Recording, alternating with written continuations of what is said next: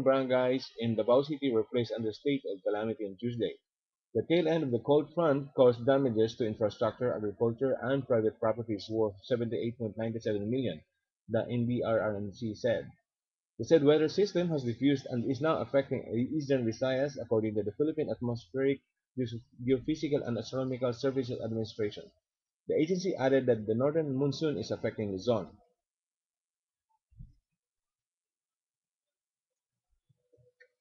Samantala, oy hala, na-chismis the chief of staff, nag-resign ayon kay Enrile dahil siguro sa katandaan at para mag-girlfriend. At na kung saan itinanggi po ito ng ating Senate President Juan Ponce Enrile, itong chismis na may relasyon daw siya sa kanyang chief of staff na si Attorney Jessica or Gigi Reyes. Ginawa ni Enrile itong pahayag matapos nga na questionin itong Senate Minority Leader Alan Peter Cayetano, itong kapangyarihan ni Reyes sa Senado. Matatandaan na kinwestiyon din ni Cayetano sa kanyang privilege speech noong Miyerkules kung bakit pinabayaan ni Enrile Reyes na dumalo itong mga caucus ng mga senador. Subalit paliwanag ni Enrile, humihingi naman siya ng permiso sa kanyang mga kasamang senador para makapasok nga sa pagpupulong nila si Reyes. Kaugnay nito, kinumpirma rin po kahapon ni Enrile yung pagbibitiw ni Reyes sa kanyang opisina bilang Chief of Staff dahil naman sa tumitinding personal na bangayan ng itong mga senador na ang pinakahuli nga rito ay sa pagitan ni Enrile at ni Alan Cayetano kaya nagpahayag ito ng pangamba si Senator Pampilo Lacson na bababa ang tingin sa kanila ng publiko. Maging ang palasyo ng Malacanang ay nagulat sa kinapuntahan ng mga pangyayaring kamakalawalang sa pagpapalitan ng mga anghang na salita at batuhan ng akusasyon ng dalawang senador. Oh, hala. Talaga naman. Bahala na tayong humusga o tayo po humusga, no? Kaya iwasan muna ang chismis at bangayan. Okay, at samantala, With the arrest of Aman Futures founder, a victim believes he might regain his money. Sana may balik na ang kwarta. I hope my money will be returned. That was what businessman Ayub Kunding said in a phone interview yesterday after Manuel Amalilio, founder of Aman Futures Group of Philippines Incorporated, was arrested. Kunding, who hails from Marawi City, said Amalilio's company stole 7 million from him. His relatives are allegedly lost 17 million. Amalilio was arrested in Kota Kinabalu, Malaysia, for using fake Malaysian identification cards and passport last Wednesday. Earlier this week, the National Bureau of Investigation filed an additional syndicated estafa complaint against Amalilio and his associates. Earlier this week, the 8 Cebu-based investors said in the complaint that Aman Futures duped them out of 1.8 million pesos, according to the supervising agent Renan Oliva, a lawyer. The complaint was filed before the Department of Justice, or DOJ, in Manila, said Oliva in a separate phone interview. Awaiting confirmation, Oliva said several people went to the NBI 7 office to press charges against Aman Futures, but he said he's still waiting for their documents to prove their claims. Last November 15, NBI 7 filed syndicated estafa complaints against Aman Futures, which allegedly duped some 10,000 residents out of billions of pesos in a double your money scheme. Oliva described some of the complainants as depressed. As of for Conding, he said the hopes to get his investment back. He believes his money was deposited by Aman Futures in different bank accounts in the Philippines. He said he had to relocate his family after he received threats from his relatives who accused him of divesting them of their money. He also heard from his friends that 7 people who were victimized by the scam have committed suicide already. One of them was reportedly a teacher who lost 800,000 to Aman. Kunding said he was in Marawi City observing the Ramadan last July when a relative persuaded him to invest in Aman. So that's it. Sorry for that.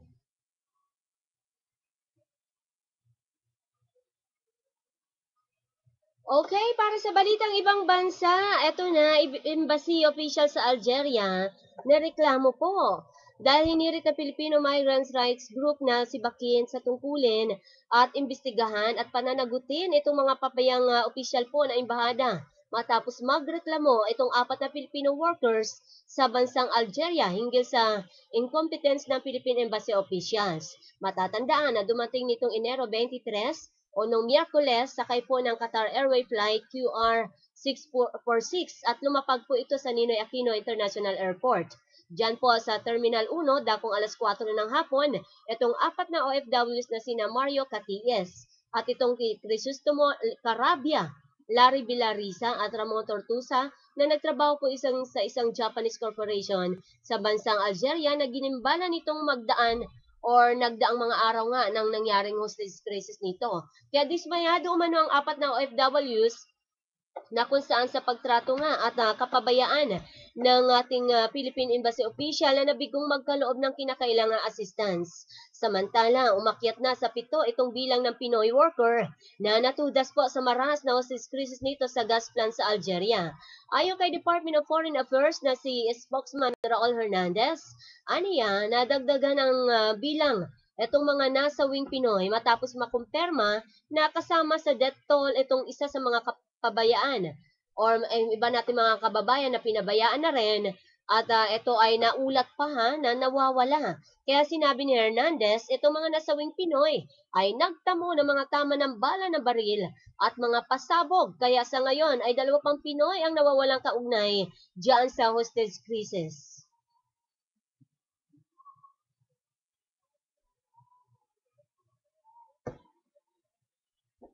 Japan's Algerian survivors dead arrive in Tokyo. A plane carrying 7 survivors of the Algerian hostage crisis, along with 9 of country's 10 dead, arrived back in a shell-shocked Japan Friday. Anxious relatives awaited those who made it out of the In Amenas complex alive amid a renewed national awareness of the perils of doing business in resource-rich but unstable parts of the world. Airport officials used black umbrellas to shield those getting off the plane from the glare of cameras, feeding the blanket media coverage in the country baffled by what happened a world away. Foreign Minister Fumio Kishida stood alongside officials from engineering firm JGC, which employed directly or indirectly all Japanese caught up in the siege, to bow deeply after that what appeared to be coffins were brought out from the plane's cargo hold.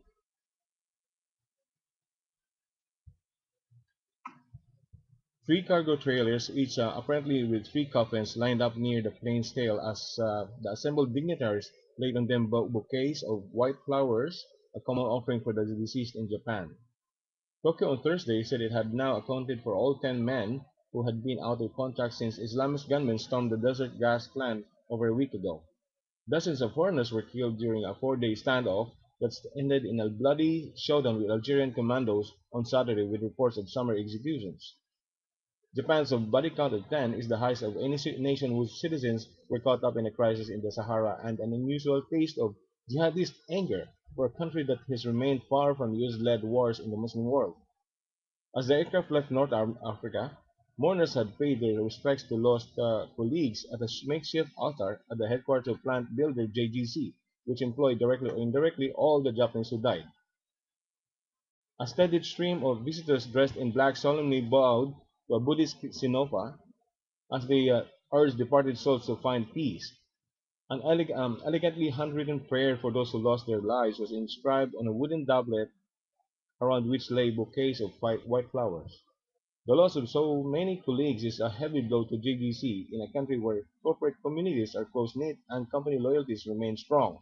At least 37 foreign hostages were killed in the siege, according to a preliminary death toll, as well as 1 Algerian hostage. Several people are still missing and some bodies have not yet been identified.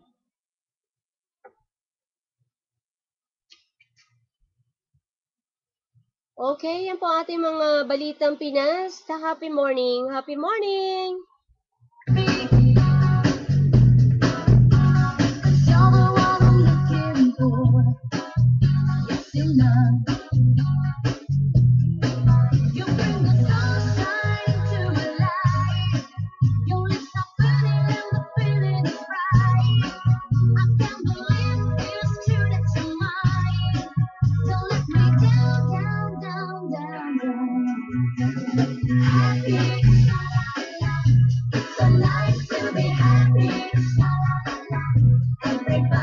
be happy. It's so nice to be happy.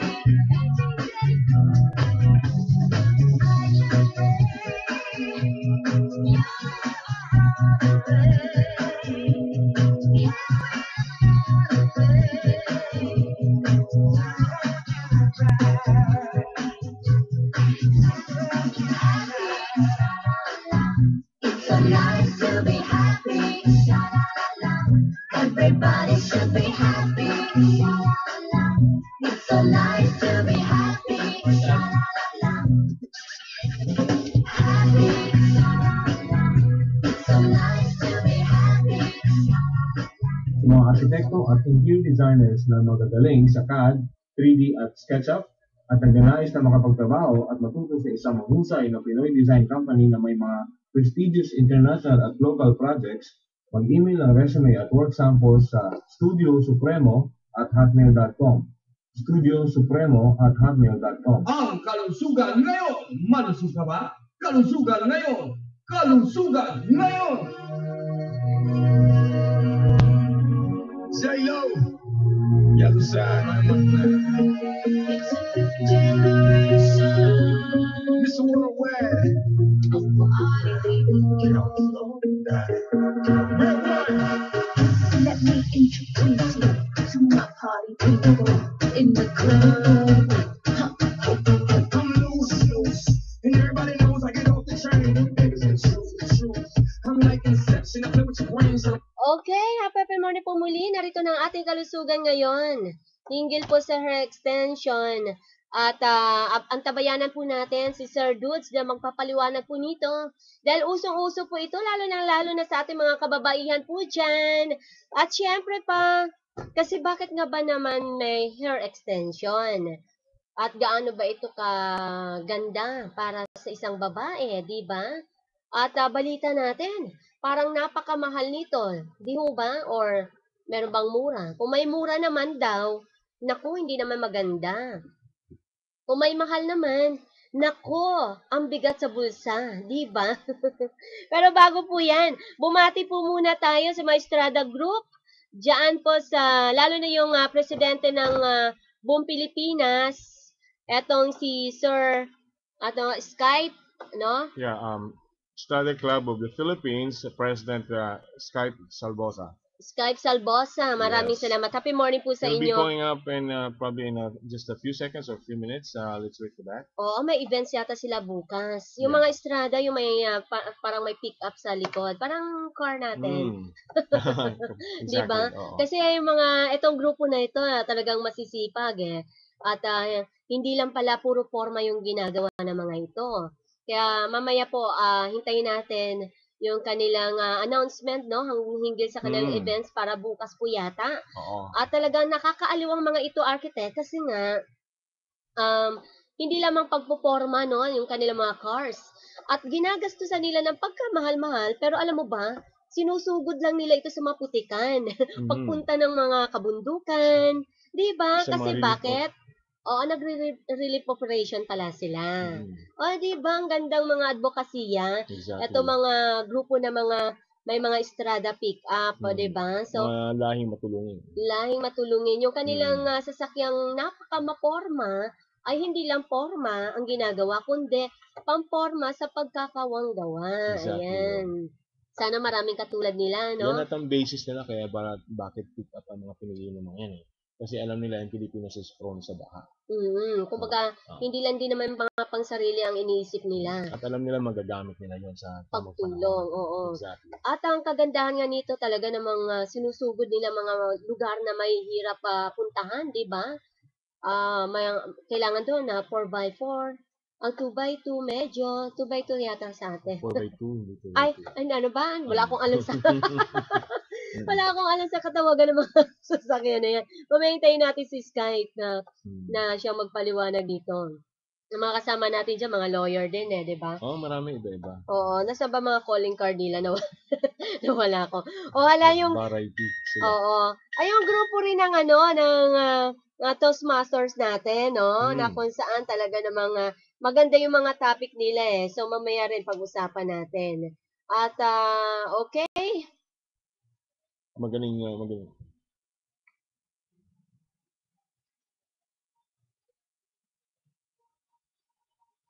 Sino kaya dyan yung mga hair extension na?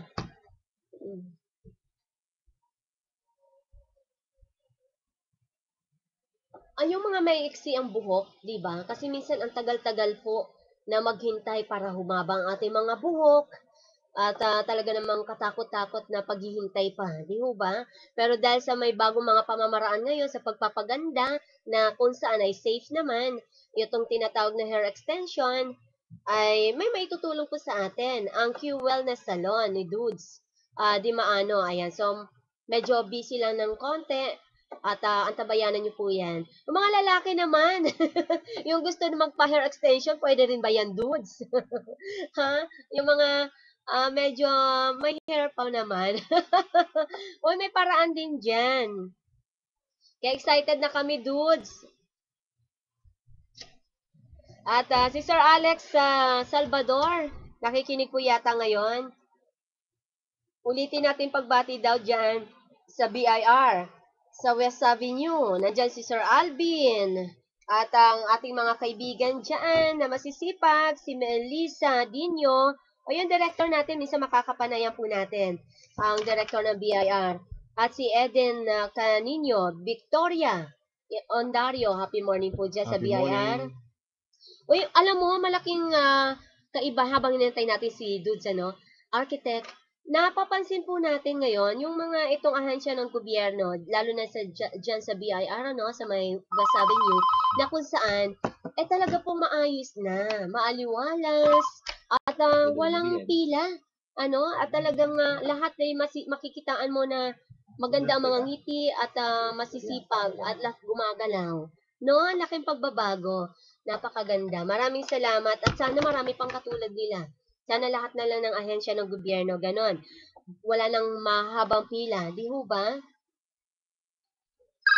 Okay, at narito na po si Sir Dudes ng Q Wellness Salon. Happy morning sa iyo, Sir Dudes. Ay, oo, kumusta ang gising? May customer ka agad. Okay, Sir Dudes, pag-usapan natin konti itong hair extension. Kasi usong-uso di ba? At mga kababaihan ay talaga namang gustong-gustong humaba kaagad-agad ang kanilang hair. Ano bang may papayo po natin at bakit kailangan talagang gumamit ng hair extension? Opo.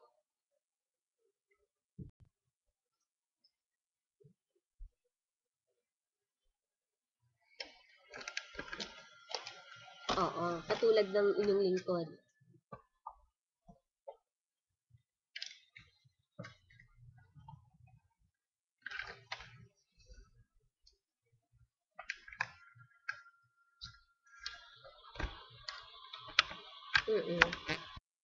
Customization. Meron din pong tape na very popular, Australian technology ito. Ang gumagamit nito ay sila Beyonce. Ito yung ang pangalan ay Seductress. Meron din po niyan sa Pilipinas na kahawig, pero ito yung ginagamit ng mga celebrity. Tape hair extension. Ito customized din to. Pwedeng 40 pieces, pwedeng 60 pieces. A bit expensive compared sa mga clip-on at saka sa yung weft na itinatahi. Meron din pong ganon, yung sewn-in ang tawag. Kliyente ko naman dito mga nasa show business at saka mga beauty queen. So, anong pinaka-the best para sa hair extension? Yung iba kasi, like Black Americans, hindi mo masyadong popular dito sa Pilipinas yung sewn-in, yung tinatahi. Tinatahi? Parang ginagawa dito. Very few, if not ako lang, very few ang gumagawa nun dito sa Asia. Popular to sa Black Americans. Only few Filipinos would like yung to have this kind of hair extensions kasi tinatahi ito. Kung makapal ang buhok, advisable na mas tahi kasi mas hindi kita. Or kung gusto naman lang talagang seamless, maganda yung tape hair extensions. Walang mararamdaman, walang makakapa. Kahit yung mga kadiri na feeling ng boyfriend na hinagod yung ulo ng babae, walang hump o walang kanto. Nadugtong pala ang buhok. Ang ganda, ha? So, at least may ano pa mamaraan na pag hindi natin maintay yung pagtubo ng ating buhok. Oo, instant. At mukhang ang nakikita ko dyan, Sir Dudes, makakapag-create ka pa ng design ng hair mo. Tama ba? Yung color na imamatch natin, yung existing color niya is blonde, pwede tayong mag-color na magmamatch doon sa color sa hair extensions. Or either way, yun namang color niya ang ikukulay para mag-match din doon sa o yung hair extension. Kumusta sa mga kalalaki, meron ba? Sa mga lalaki, may customized na toppings. Ang ibig sabihin nun, parang wig na ikiniklip na maliit na hindi rin halata. Hindi kapag lumipad ang hangin, baka matangay, hindi naman. Hindi naman, may clip yun na talagang, kakapit. Oo, parang natural. Kahit nabunutan ng girlfriend, hindi matanggal. Naaliw ako din. Oo. Okay. Bago na talaga mga pamamaraan ng yun, Okay, at Sir Dulce, saan po ba yan na mapupuntahan nila? Tatagpuan to sa Quantum Wellness Center. So, 4 sections. So, as I've said in the past, may salon, may wellness, may skin, at may cafe. So, lahat po dito, organic. Yung paggamit sa color, sa pagkain, medicine, sa skin, po ano siya, puro organic. Okay. Sa ano po ito, located sa 31G Roses Avenue, Quezon City, maharap po ng Amaranto Stadium. Okay. Para sa iba pang impormasyon, saan po kayo pwede matawagan? Ang number po namin ay 709-6251 at saka po 387-6153. Ayan. So maraming salamat, Sir Dulce. Meron ka pa bang panghuli na Salamat po. na maiiwan na hindi nila makalimutan, na tatandaan? Pwede bang bumati? Siyempre. Pwede po. Batiin ko po yung mga taga-wellness, taga-Quantum Wellness Center, si Minda, si Sheila, ang pinakamaganda dito. Happy morning sa inyo lahat dyan. Sa inyong lahat, mga therapist namin na magagaling. Opo, magaganda na, magagaling pa. So, dumating. Sila Mean, si Mylene, yun, sila po yung mga At lalo na kay Doc dyan. Binabati ko rin po si Dr. Patawaran. Nanet. And si Dr. Patawaran. I think also sina Brando, Richard, Dada, yeah. Okay. Ang sisipag ninyo at magaganda advocacy ninyo, kasi iwas cancer yung paraan ng pagpapaganda. Tama ba, Dudes? Hindi lang po cancer, lahat ng sakit kung pwede maiwasan. Okay. Sa susunod muli, Dudes, marami pong salamat. At maraming salamat. Thank you, Dudes. Dito si Horizon isang napaka-down-to-earth din, mabait, si Sir Errol, architect. Ayan, promote din natin sa US trained experience and expertise. Pero local quotation, local price. Na-promote na tayo. Global Pinoy. Ang salamat, tayo na rin nagpupurihan. Maraming salamat, Dudes. Salamat. Ayan, si Dudes po ng Q-Wellness Salon. Talaga naman po, may natutunan tayo sa ating kalusugan na naman sa pagpaganda ng ating kabubukan. Okay, nasa kabilang linya rin po.